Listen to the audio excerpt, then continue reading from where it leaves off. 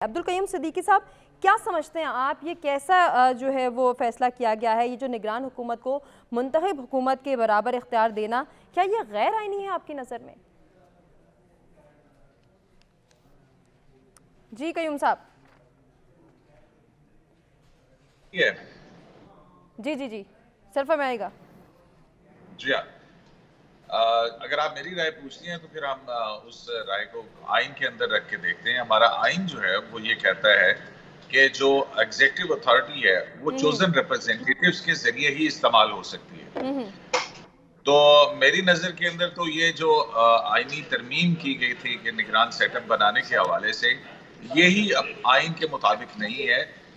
جمہوری ملکوں کے اندر اگر ہم دیکھیں تو وہاں پہ کہیں پہ بھی جب الیکشن ہوتے ہیں تو جو سٹنگ گورنمنٹ ہوتی ہے وہ کرواتی ہے، اور الیکشن جو ہے وہ الیکشن کمیشن آف پاکستان کو تمام اختیارات جو ہیں وہ منتقل ہو جاتے ہیں کہ کوئی اس قسم کی جو انفلوئنس استعمال نہ ہو جو انتخابات کے اوپر اس کا اثر پڑے. تو یہ پاکستان کے اندر ایک تجربہ کیا گیا. تو میری نظر کے اندر تو نگران حکومت کا کانسیپٹ ہی آئین کے مطابق نہیں ہے. چاہے کہ ایک نگران حکومت جو کہ الیکٹڈ نہیں ہے اس کو ایگزیکٹو اتھارٹی اس طرح سے یا کسی بھی حوالے سے استعمال کرنے کی اجازت دے دی جائے.